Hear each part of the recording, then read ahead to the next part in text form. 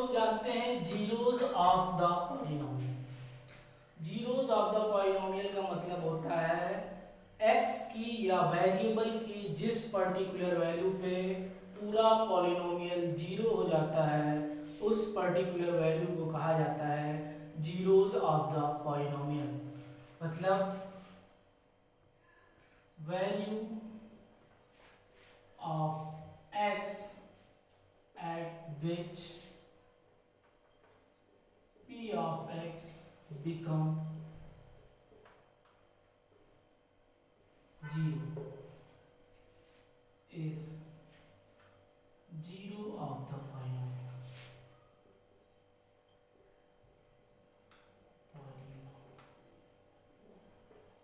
अब zeros of the polynomial के अलग अलग कंडीशन है, जैसे कि हम एक एग्जांपल से समझने की कोशिश करेंगे कि जो हमारा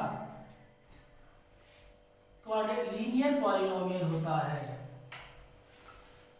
लीनियर पॉलिनोमियल, तो लीनियर पॉलिनोमियल का जनरल फार्मूला होता है ax प्लस b। ऐसे ही क्वाड्रेटिक पॉलिनोमियल जो होगा उसका जनरल फार्मूला होता है ax square plus bx plus c। और जो हमारा क्यूबिक पॉलिनोमियल होता है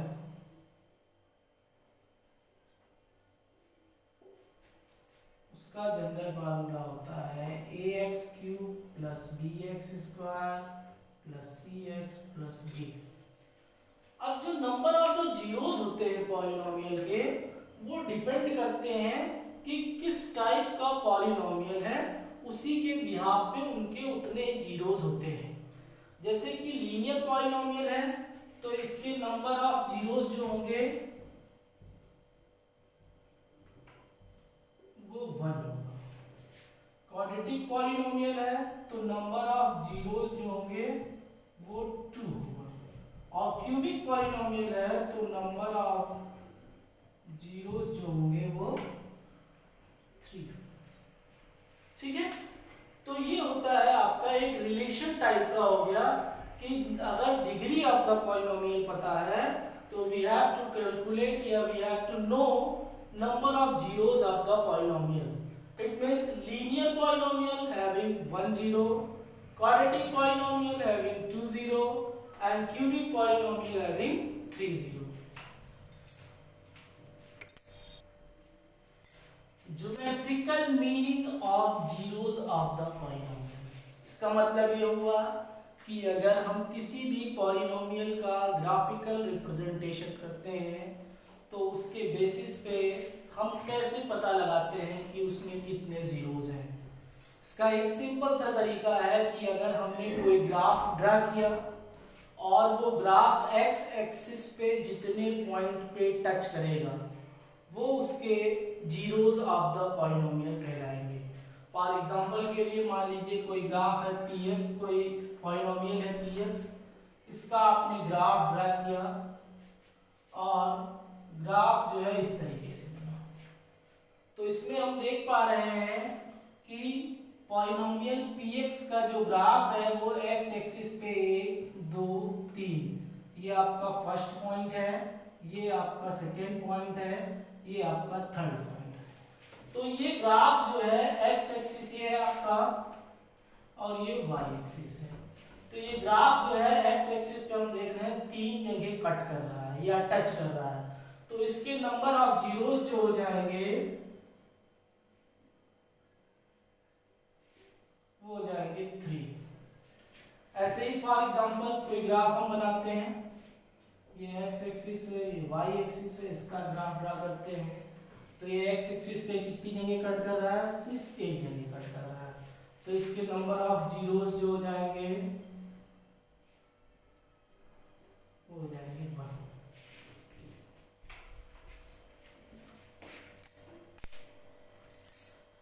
relation between zeros and coefficient of the polynomial.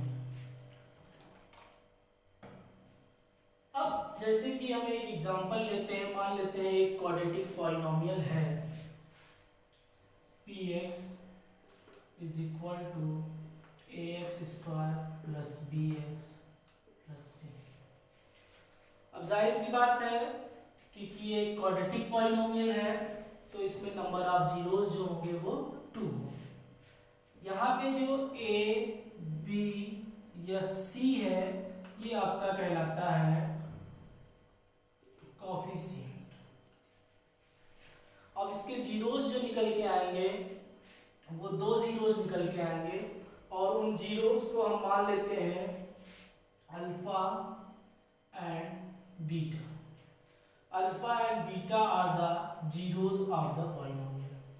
अब क्योंकि ये आपका एक क्वाड्रेटिक पॉलिनोमियल है, इसमें 2 जीरोस होंगे, तो इनके जो कोफिशिएंट से वो जो रिलेशन बनेंगे वो भी 2 होंगे।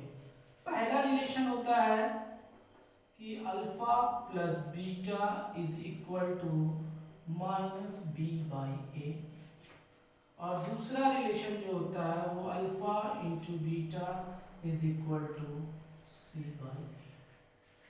ठीक, तो इस तरीके से हम जो है 2 रिलेशन होते हैं।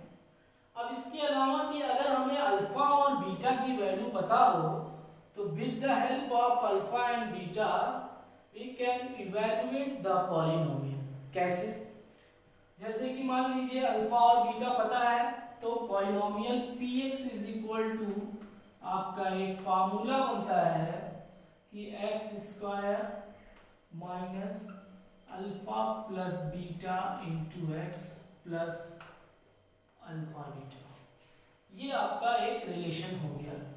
ये आपकी सारी चीजें जो है एक क्वाड्रेटिक पॉलिनोमियल के लिए हैं। ऐसे ही क्यूबिक पॉलिनोमियल के लिए भी रिलेशन होता है।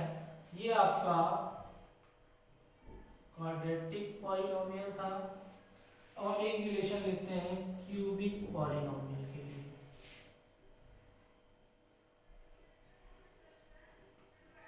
क्यूबिक पॉलिनोमियल का जो जनरल इक्वेशन होता है वो px is equal to a x cube plus b x square plus c x plus D.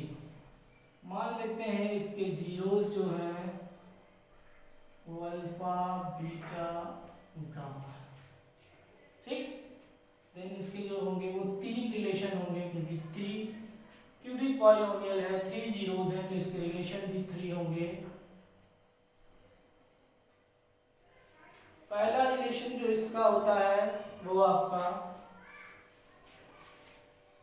पहला रिलेशन जो इसका होता है वो alpha beta beta alpha alpha plus beta plus gamma is equal to minus b by a. And second relation जो होता है alpha beta beta gamma gamma alpha is equal to c by a. और तीसरा relation जो होता है वो alpha beta gamma is equal to minus d by a. तो आइए अब हम लोग एक एग्जांपल से पूरे कॉन्सेप्ट को समझने की कोशिश करते हैं। मान लेते हैं एक क्वेश्चन है, find the zeros of the quadratic polynomial x square plus 7x plus 10 and verify the relationship between the zeros and coefficient। तो जैसा कि हम देख रहे हैं इस क्वेश्चन में 2 पार्ट हैं।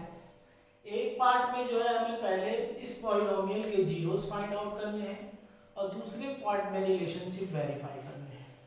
तो हम इसको 2 पार्ट में डिवाइड कर लेते हैं। पहला पार्ट जो है हमारा p of x is equal to x square plus 7x plus 10। ये आपका एक पॉलिनोमियल है। तो इसको आप जैसे 9th क्लास में आप मिडिल टर्म स्प्लिट करके सॉल्व करते थे, वैसे सॉल्व कर लीजिए। px को हम 0 के बराबर दिखा दें, और x square plus 7x plus 10 is equal to 0। Middle term split करेंगे इसका, तो 7x को हम लिख सकते हैं 5x plus 2x plus 10 is equal to 0। इसमें से हम x कॉमन ले लें, x प्लस 5, इसमें से हम 2 कॉमन ले लें, x plus 5 is equal to 0, यानी कि x प्लस 5 और x plus 2 is equal to 0। इनको 0 के बराबर दिखाएंगे तो एक x की वैल्यू में -5 मिलेगी, एक x की वैल्यू -2 मिलेगी। यानी कि अल्फा इज इक्वल टू -5 है और बीटा इज इक्वल टू -2 है। पहला पार्ट हमारा क्वेश्चन का हो गया कि हमने x और की वैल्यू निकालनी, वो अल्फा और बीटा हो गया। अब दूसरा पार्ट होता है हमारा verify the relation between the zeros. तो वेरीफाई करने के लिए जो है आप जैसे पहला रिलेशन है alpha plus beta is equal to -b/a। तो अल्फा की वैल्यू क्या है हमारे पास -5, बीटा की वैल्यू क्या है -2, तो -5 -2 ये आपका हो गया -7। अब इधर हम आते हैं, पॉलिनोमियल हमारा जो है इसके बेसिस पे a की वैल्यू जो है हमारे पास 1, b की वैल्यू 7 और c की वैल्यू 10। तो b की जगह क्या है -7, तो क्या हो जाएगा -7/1, यानी कि LHS RHS दोनों इक्वल हो गया। पहला रिलेशन हमारा वेरीफाई हो गया। दूसरा relation alpha into beta is equal to c/a। तो अल्फा कितना है बच्चों -5, बीटा कितना है -2, तो -5 इंटू -2 ये आपका हो गया +10। और c की वैल्यू क्या है हमारे पास 10, a की वैल्यू क्या है 1, यानी कि ये आपका हो गया 10। ओके, अब जो है जो हमने ये बताया इसके बेसिस पे आप लोग जो है एक्सरसाइज 2.1 एंड 2.2 सॉल्व कर सकते हैं।